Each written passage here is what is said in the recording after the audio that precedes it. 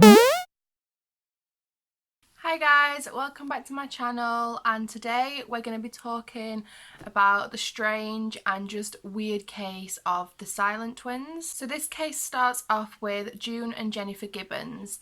They were both born on the 11th of April 1963 in Haverfordwest, Wales in the UK. Their parents were Gloria and Aubrey Gibbons.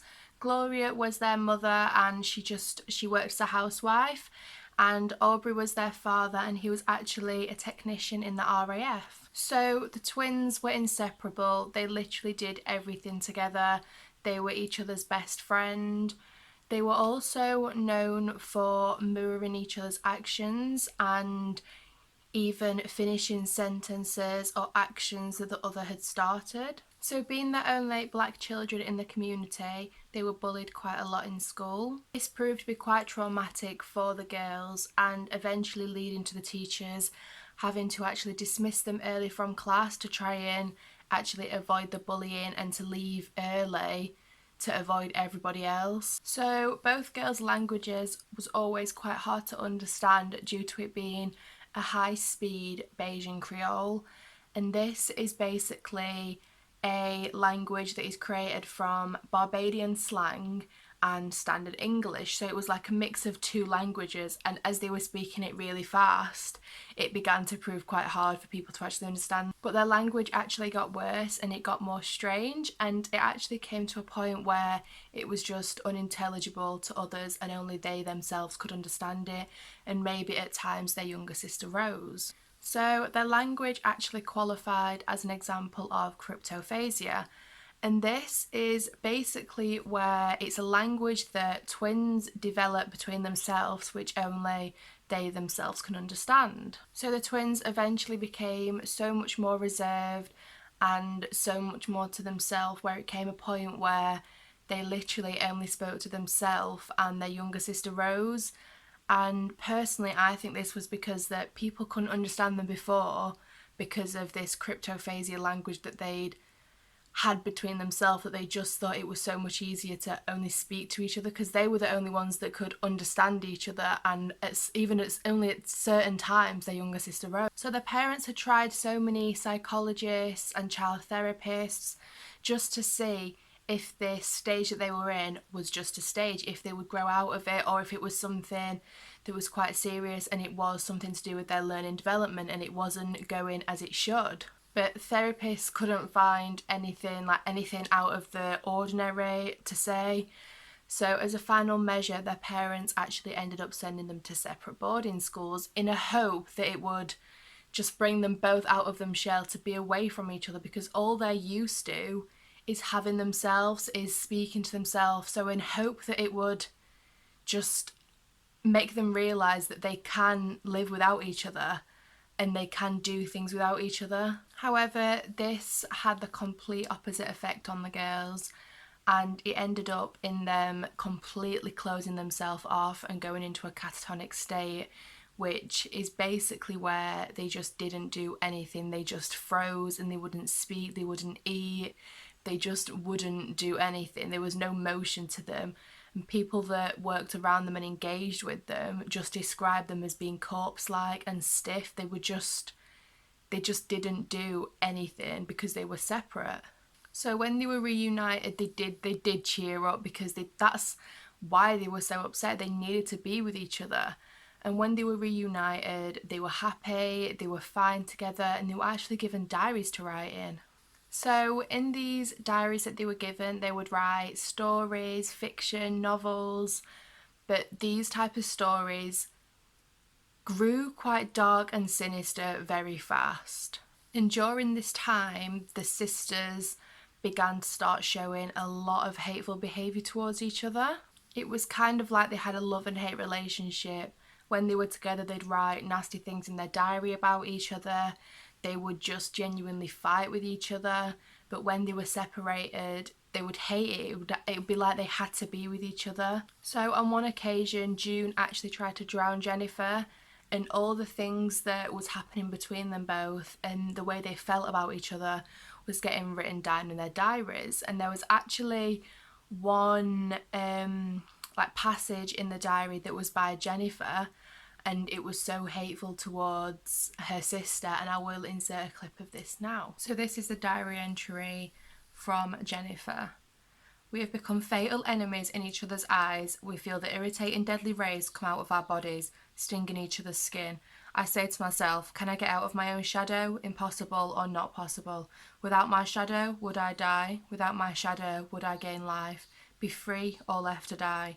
Without my shadow, which I identify with a face of misery, deception, murder. So in their teen years, they started trying things like alcohol and marijuana, and they started getting involved in petty crimes, stuff like shoplifting, small bits of vandalism, burglary, but they soon increased to a lot more serious things, such as setting buildings on fire, a lot more shoplifting and like bigger acts of burglary, and a lot more vandalism. So these acts actually ended them up getting detained at just the age of 19 and sent to a psychiatric facility. And this was Broadmoor Hospital in Berkshire, England.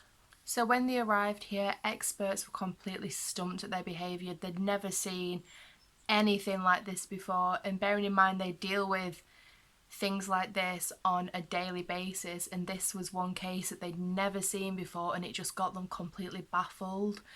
And whenever the twins were separated, they would go absolutely crazy. So not long after they arrived, June actually went into catatonic state again and actually tried to end her life, while on the other end of the spectrum, Jennifer was lashing out at nurses, and the way that she was acting was actually described as an animalistic rage. So during their time at Broadmoor, there was so many anomalies with the twins. So sometimes they would take turns eating, like one would completely starve themselves while the other one would basically eat for the both of them, and vice versa. And one super strange anomaly is that doctors and nurses would go into their cells and they would both be in exactly the same position and pose as the other one. And it wasn't just a position or a pose that was just sat normally, it was such a unique pose that they'd have to have contact with each other to know the other one was doing it. But they were in completely separate cells and they had no contact whatsoever. So I just find it so creepy that they knew what the other one was doing at that exact same time. So they also showed an uncanny ability to know exactly how the other one was feeling and what the other one was doing, bearing in mind they were in separate cells and they had, again, no contact at all with each other.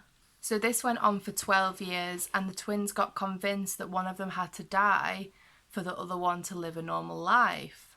So during their time at Broadmoor, they actually caught the eye of a London reporter called Marjorie Wallace, and she brought so much light to this case and so much coverage, and she actually formed such a great bond with the twins. So Wallace claimed that the twins had to sever their strange bond that they had in order for the other one to be free, and this again cooperates with what the girl said before about having to one of them die for the other one to live a normal life and be free. So in 1993, the day that they were getting transferred to a lower security prison, Wallace actually claims that Jennifer came up to her and said, "We're going to have to die, we've decided." Like, she said that she's going to have to die, and that's what they've both decided. Shortly after this conversation, Jennifer actually crumpled to the floor and passed away.